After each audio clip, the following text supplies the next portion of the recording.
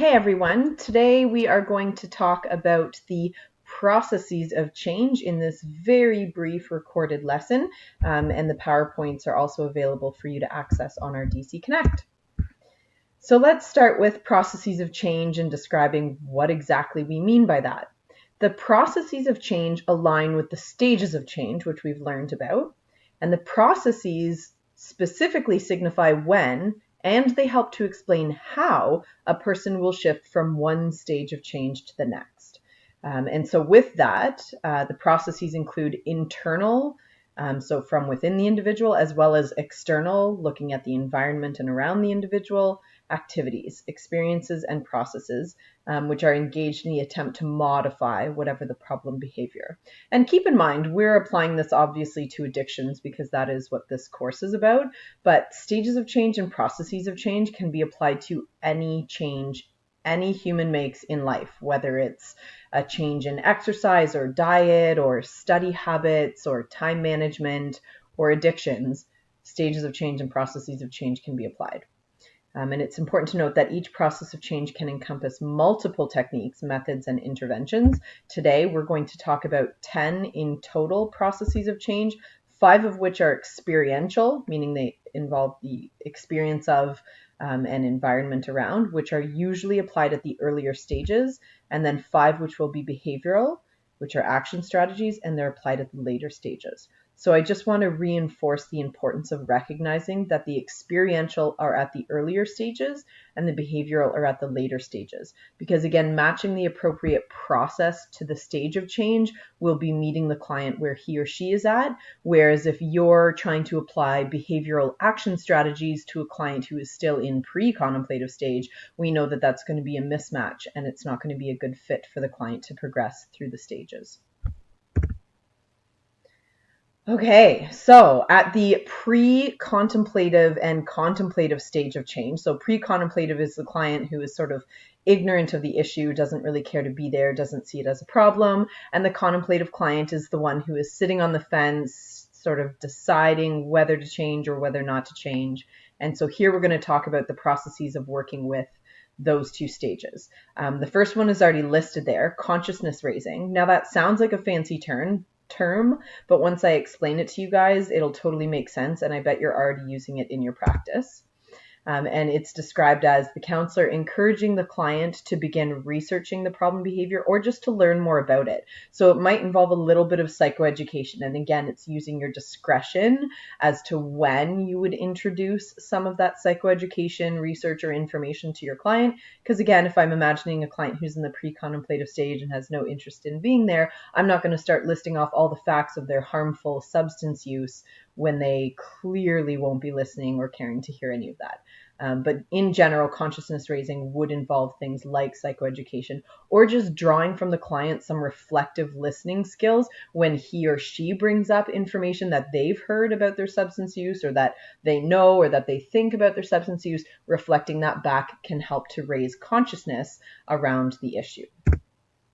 And the second process at these earlier stages of change is called environmental reevaluation. It is as it sounds. Let's keep it simple. It's where the counselor might encourage, or the client, him or herself, might begin to look at, and you would reflect it back to the client, how his or her problem behavior is affecting the environment or others.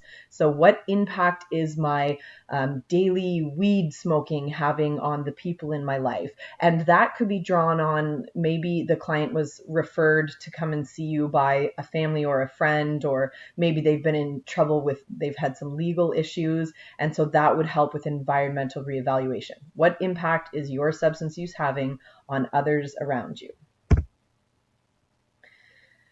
So sticking with those earlier stages, we have a couple of more processes that we can use. So consciousness raising, environmental reevaluation. Two other processes are dramatic relief and self-reevaluation. So dramatic relief, think, again, keep it simple as it sounds.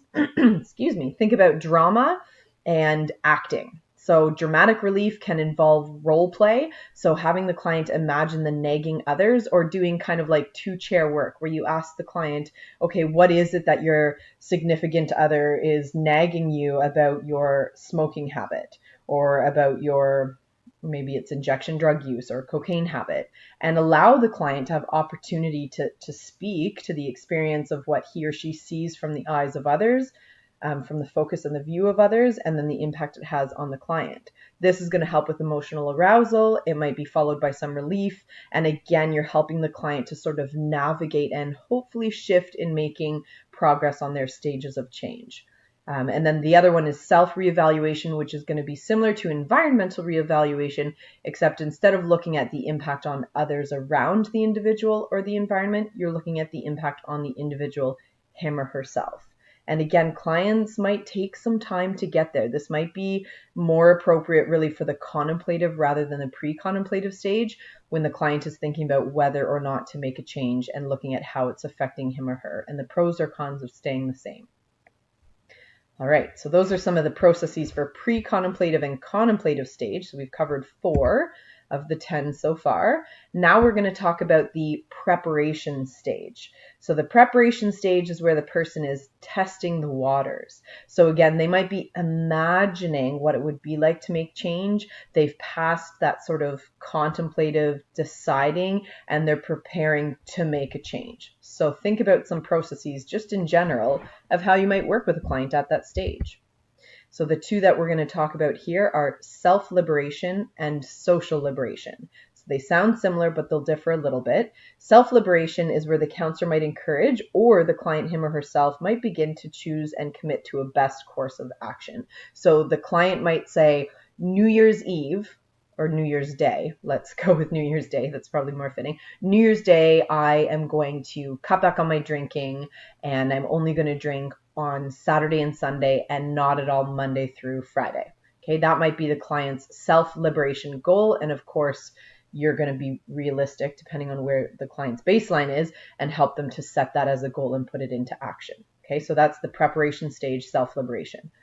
Social liberation might be where the counselor recommends referrals to existing supports that are going to help the client with problem behavior. So again, it's involving social supports, and it's liberating the client in terms of their preparedness to make changes. So it's still kind of setting like a date or a plan in place. They're preparing to make changes, but it's involving social supports. You might also encourage, or the client might share with you, to tell a trusted person about his or her commitment to change. So you can see how those 2 might combine. Maybe the client shares with a family member their self-liberation goal of the date in which they plan to cut back or stop using, and that involves both self and social liberation. Okay, so again, think the client is preparing to make a change. Liberation, liberation, liberation. All right, now let's talk about the action stage. This is where the client says, I have a problem, I know what to do about it. They've gone through preparation stage, and I'm going to do it. So they are taking small steps towards action. That's how it differs from preparation. So how might we work with a client at this stage? Again, you can already be thinking of things you do with your existing clients, but an example would be counter conditioning. So that's a part of classical conditioning, counter conditioning, or substituting. Again, let's keep it simple and just imagine, what would that mean? Substituting, counter conditioning. Let's define it. So it's where counselors might encourage, or the client might begin to engage in healthy behaviors in substitution of their unhealthy behaviors. So that can be really a list of anything, but a couple of examples I've put here are self-help groups or physical exercise. So physical exercise might be counterintuitive to the substance use, and so by engaging in increased physical exercise, which is an action behavioral strategy, they are counter conditioning their substance use and substituting in place of. Okay. And then the other one is reinforcement management. So again, this applies a lot to cognitive behavioral types of strategies. So reinforcement managing is where the counselor might encourage the client to make a list of positive self-statements or reward him or herself when taking those steps towards action. So not only are we doing counter conditioning and substituting, but we're also trying to reinforce the client's substitution by providing rewards to him or herself. Okay, and then the third one listed here is stimulus control.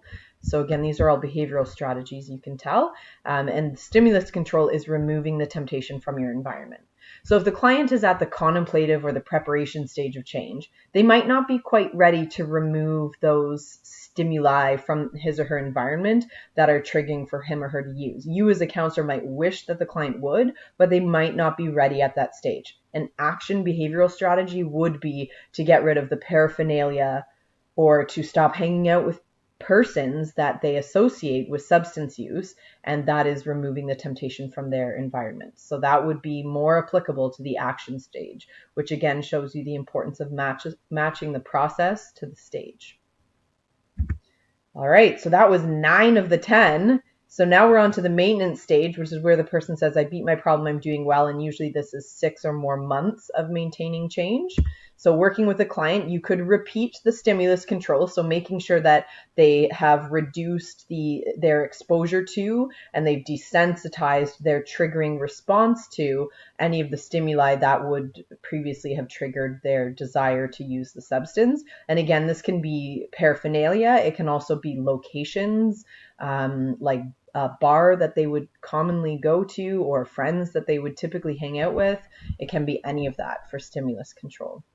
And then the last one, number 10, again, a behavioral action strategy, is to strengthen existing helping healthy relationships and supports.